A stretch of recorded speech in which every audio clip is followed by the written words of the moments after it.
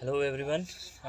आज हम 2026 के प्रतिदर्श प्रश्न पत्र यानी कि सैम्पल पेपर जो इस बार पैटर्न चेंज हुआ है और कुछ एडिशनल क्वेश्चंस ऐड किए शामिल किए गए हैं उनके वेरिएशन को देखते हुए जो सैम्पल पेपर प्रोवाइड किया गया उसको हल करेंगे। इसमें आज बहुविकल्पी प्रश्नों को हम देखेंगे। पहले तो पहला बहुविकल्पी प्रश्न है, निम्नलिखित में से कौन सा एक ऊष्माक्षेपी प्रक्रिया का उदाहरण है। तो सबसे पहला उदाहरण है इसमें पानी का टूटना। पानी का टूटना ये क्या हो गई, पानी कैसे टूटेगा, वो हाइड्रोजन और ऑक्सीजन में टूटेगा, या तो इलेक्ट्रोलाइसिस से टूटेगा या तो हम पानी गर्म करेंगे तो टूटेगा, तो ऊष्मा देनी पड़ेगी, तो ये ऑप्शन गलत। लाइम स्टोन का क्विक लाइम में बदलना यानी कि CaCO3 का CaO में बदलना, ये भी ऊष्माक्षेपी अभिक्रिया हो गई। ठीक। और तीसरी प्रक्रिया है इसमें श्वसन प्रक्रिया। हाँ, ये इसमें क्या होता है, श्वसन कब होता है, जब हम ग्लूकोज अणु को तोड़ने के लिए क्या करते हैं, अपना ऑक्सीजन लेते हैं फेफड़ों की सहायता से और कार्बन डाइऑक्साइड और जल के साथ साथ ऊर्जा का निर्माण होता है और उसी ऊर्जा से हम अपने सारे दैनिक कार्यों को कर पाते हैं। तो ये हो गया हमारा ऑप्शन सी सही। लास्ट ऑप्शन है प्रकाश संश्लेषण। इसमें ऊर्जा अवशोषित होती है, सूर्य से जो प्रकाश आता है वो अवशोषित होता है, तभी प्रकाश संश्लेषण की क्रिया होती है। अब नेक्स्ट क्वेश्चन है हमारा फेरस सल्फेट। तो सॉरी, पहले का राइट आंसर है श्वसन प्रक्रिया। हाँ, फेरस सल्फेट के ऊष्मीय वियोजन से फेरिक ऑक्साइड बनता है, तो फेरस सल्फेट का रंग होगा फेरस सल्फेट के ऊष्मीय वियोजन, यानी कि फेरस सल्फेट का ऊष्मीय वियोजन कर रहे हैं तो क्या होगा इसमें FeSO4 7H2O या कुछ H2O होगा, तो इसका क्या कर रहे हैं, उसमें वियोजन कर रहे हैं यानी कि उसको गर्म कर रहे हैं, जिससे क्या बन रहा है, फेरिक ऑक्साइड बन रहा है यानी कि Fe2O3 बनेगा। तो यहाँ पे Fe3O3 बनता है। तो फेरस सल्फेट का रंग बताना हमें रंग फेरस सल्फेट का ही है, फेरस ऑक्साइड का रंग नहीं बताना है। फेरिक ऑक्साइड आपको पता ही है कि जंग का एक नाम है, वो भूरे रंग का होता है। फेरस सल्फेट का विलयन नीला, हरा, भूरा, पीला। तो ये जो होता है कॉपर सल्फेट का रंग क्या था, नीला था, उसमें हमने आयरन की कील डाली थी, तो विलयन का रंग कैसा हो गया था। यहाँ पे वो क्वेश्चन काम आ रहा है फिर से। कॉपर विस्थापित होके क्या हो जा रहा था, फेरस सल्फेट बन जा रहा था ना, कॉपर सल्फेट बन जाता, कील पे इकट्ठा हो जा रहा था, विलयन का रंग नीले से हरा हो जा रहा था। तो फेरस सल्फेट विलयन कैसे रंग का होता है, हरे रंग का होता है। और येलो रंग का मेरे ख्याल से इसमें कुछ नहीं होगा। नीला किसका, कॉपर सल्फेट का, और हरा किसका, फेरस सल्फेट का, और भूरा किसका, फेरिक ऑक्साइड का। ठीक। तो हमारा इसका राइट आंसर क्या है, हरा, बी। ठीक। अच्छा, अब तीसरा प्रश्न है जलीय विलयन। एक दिए गए लवण में से जो लाल लिटमस को नीला कर देता है। देखिए, इस बार क्वेश्चन जो है थोड़ा सा अटपटे सी भाषा में पूछे जा रहे हैं, सीधे सीधे से नहीं है। पहले प्रश्न क्या आता था, निम्नलिखित में से एक ऐसा विलयन छांटिए या ऐसा पदार्थ छांटिए जो नीले लिटमस को लाल कर देता है या लाल लिटमस को नीला कर देता है। यहाँ पे इस बार थोड़ा सा भाषा में परिवर्तन दिख रहा है हमें फिलहाल तक के प्रश्नों में।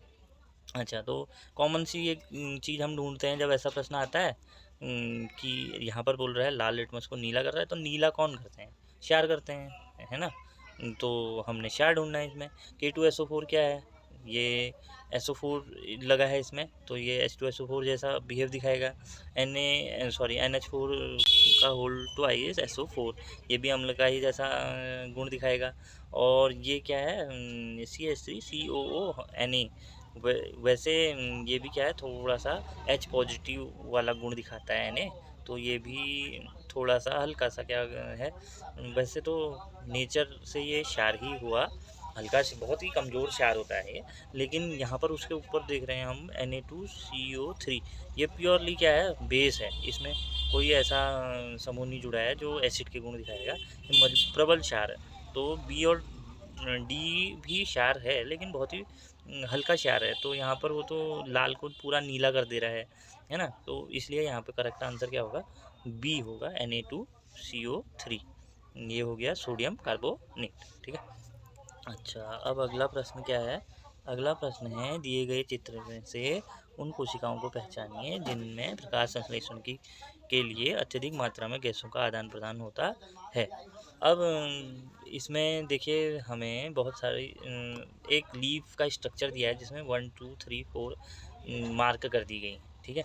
तो अब अगर हम इसको सही से देखें तो हमें पता है कि गैसों का आदान प्रदान के लिए तो हमें क्या चाहिए, स्टोमेटा चाहिए, यानी कि गार्ड सेल भी कह सकते हैं उनको। काम क्या है, फोटोसिंथेसिस के लिए CO2 का प्रवेश और O2 का निष्कासन करना है। तो अब यहाँ पर देखो, गैसों के विनिमय के लिए मीजोफिल नहीं करेंगे, एपिडर्मिस लोअर हो या अपर हो, यानी कि बाहरी एपिडर्मिस हो या अंदर वाला एपिडर्मिस हो, वो भी नहीं करेगा। तो हमारा ऑप्शन यहाँ पे गार्ड सेल तो नहीं है ये लोअर एपिडर्मिस में स्टोमेटल पोर्स दिखाए गए हैं यहाँ पर। सेकंड ऑप्शन जो बड़े बड़े सेकंड ऑप्शन में है यहाँ पर इस चित्र में ये देखेंगे हम। सेकंड ऑप्शन में जो स्तंभाकार कहते हैं इनको, पिलर लाइक स्ट्रक्चर, वो है सेकंड ऑप्शन। तो हमारा करेक्ट ऑप्शन क्या है यहाँ पे, सेकंड नंबर वाली सेल्स करती हैं, यानी कि ऑप्शन डी, ठीक। नाउ नेक्स्ट क्वेश्चन है अब, अमीबा में साधारण विसरण की प्रक्रिया किस भाग में होती है। अब विसरण हमको पता है, अमीबा क्या है, अमीबा है एक सिंगल सेल ऑर्गेनेल, ना हाथ है ना पैर है ना मुंह है, बस एक सेल नहीं सारे काम करने हैं।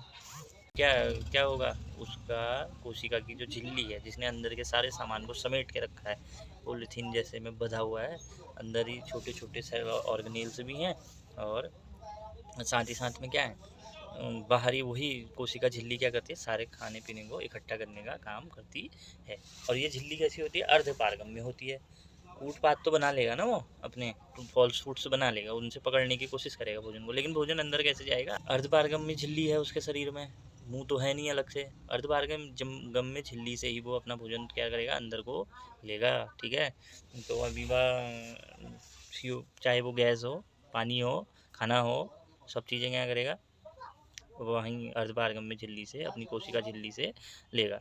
अब केंद्रक में कोई डिफ्यूजन होता नहीं है और खाद्य रिक्तिका में भी कोई भोजन का पाचन का स्थान हुआ, वो खाद्य रिक्तिका, खाना जो हमने जो अमीबा ने लिया है वो पाचन के लिए खाद्य रिक्तिका में जाएगा और बाकी बचा हमारा कोशिका झिल्ली। तो यही क्या है, राइट आंसर हमारा है, ठीक। ओके, नाउ नेक्स्ट क्वेश्चन है, उस विद्युत गुण का नाम बताइए जिसका चिन्ह ओम है। ओम होगा ये, हाँ ठीक है, ओमेगा लिखा हुआ दिख रहा है यहाँ पे, लेकिन ये ओम होना चाहिए। क्यों, अच्छा ये क्या कह रहा है, पहले तो शब्द समझो आप, क्या कह रहा है कि गुण का, अच्छा चिन्ह बताना है, तो ये चिन्ह किसका है, ये चिन्ह किसका है, प्रतिरोध का है। प्रतिरोध क्या होता है, विद्युत परिपथ में विद्युत आवेश को आगे बढ़ने से जो रोकता है, आवेश की गति का जो विरोध करता है, वही प्रतिरोध होता है, ठीक। तो ये इसका क्या है, ओम क्या है, विद्युत प्रतिरोध का ये क्या है, मात्रक है, ऑप्शन डी, ठीक है, रेजिस्टेंस कहते हैं इसको। ओके, नाउ नेक्स्ट क्वेश्चन है, चार पदार्थ PQR और S के अपवर्तनांक 1.77, 1.50, 1.31 और 1.36 है, सबसे अधिक किसमें होगी, क्या सब, अच्छा प्रकाश की चाल, प्रकाश की चाल किसमें सबसे अधिक होगी, ये ढूंढना है हमने इसमें। तो प्रकाश की चाल का सूत्र क्या होता है, V बराबर C/N, ठीक है। तो हमने पता करना है वेग, चाल और अपवर्तनांक n हमें दिया हुआ है। तो अगर हम देखें तो V = C/N, यानी कि n का मान छोटा हो, n का मान बड़ा होगा तो क्या होगा, गति सबसे कम होगी, और n का मान छोटा होते जाएगा तो गति सबसे ज़्यादा होगी, है ना। तो यहाँ पर सबसे कम किसका मान है, 1.31, क्योंकि इसमें क्या है, n सबसे कम है तो v सबसे ज़्यादा होगा, एक दूसरे के व्युत्क्रमानुपाती उल्टे हैं, है ना। तो अपवर्तनांक जिसका सबसे कम उसकी गति सबसे ज़्यादा, सीधे सीधे ऐसे ध्यान रखना है, सूत्र याद नहीं भी रहेगा कोई बात नहीं, बस छोटा सा सूत्र है, 10 जगह काम आएगा, आगे छोटे प्रश्न भी इस पे बेस्ड होते हैं। तो हमारा इसका राइट आंसर क्या हो गया, इसका आंसर हो गया आ, क्यों आर, यानी कि ये 1.31, ठीक। Okay, now next question is अम्ल वर्षा का पीएच मान 5.6 से कम होता है, इनमें से कौन सा गैस अम्लीय वर्षा के लिए जिम्मेदार नहीं है। अब देखो सीधी सी बात है, अम्ल वर्षा में साधारण जल जो बारिश का पानी होता है उसके साथ कुछ प्रदूषणकारी गैसें मिलकर अम्ल बना देती हैं और वही बरसने लगता है पानी के साथ, तो इसलिए उसको अम्लीय वर्षा कहते हैं। तो अम्ल कौन कौन से हैं मेजरली? H2SO4, HNO3, ठीक है। एक इसमें H2SO3 भी बन जाता है कभी कभी, ठीक है। तो हमें एसिड रेन में ये याद रखना है। तो यहाँ पर क्या है, H2SO4 या H2SO3 अगर किसी से बनेगा तो किससे बनेगा? ऑप्शन ए और बी से, है ना। सल्फेट चाहिए उसमें हमें। और HNO3 बनेगा तो किससे बनेगा? NO2 की मदद से बनेगा, नाइट्रस ऑक्साइड की मदद से। तो यहाँ पर क्या हो गया, हमारे ऑप्शन ये 3 के 3 क्या हो गए? गलत हो गए। बच गई CO। अब CO भले ही यहाँ पे अम्ल वर्षा का कारण नहीं है और हमारा राइट आंसर भी है, लेकिन हमें CO का एक कैरेक्टर और याद रखना है कि CO क्या करती है, ये दम घोटू गैस होती है, यानी कि जली हुई अंगीठी को रात को बंद कमरे पर नहीं रख के सोना चाहिए। ये वाली जब बात आती है तो वहाँ पर कौन सी गैस होती है? Carbon monoxide gas. ये हमको दिक्कत करती है। क्यों करती है? क्योंकि हीमोग्लोबिन में ऑक्सीजन या कार्बन डाइऑक्साइड के जुड़ने से ज़्यादा टेंडेंसी किसकी होती है?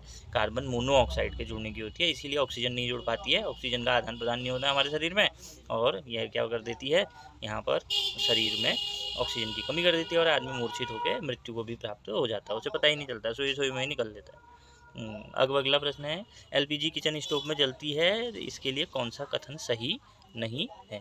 अब देखो भैया, LPG का उच्च कैलोरिक मान होता है, इसीलिए हम उसे इस्तेमाल कर रहे हैं, तो ये नहीं, ये ऑप्शन नहीं होगा। LPG एक स्वच्छ और साफ घरेलू ईंधन है, बिल्कुल है। वरना आग में जब बनाते थे बर्तन काले हो जाते थे। LPG जलने पर विषाक्त गैस निकलती है, ये बिल्कुल गलत बात है। यही ऑप्शन हमारा यहाँ पर क्या होगा? ठीक होगा, क्योंकि कोई पॉइजनस गैस नहीं निकलती है। अब अगला प्रश्न हम देखेंगे। अगला प्रश्न है, एकांक समय में प्रवाहित होने वाले आवेश का मात्रक है। अब एकांक पर यूनिट समय में I = Q/T। I क्या है? धारा, और Q क्या है? आवेश, और T क्या है? समय है। तो इसका SI यूनिट क्या होती है? इसकी SI यूनिट होती है एम्पियर, ठीक। तो अब इससे आगे अगली वीडियो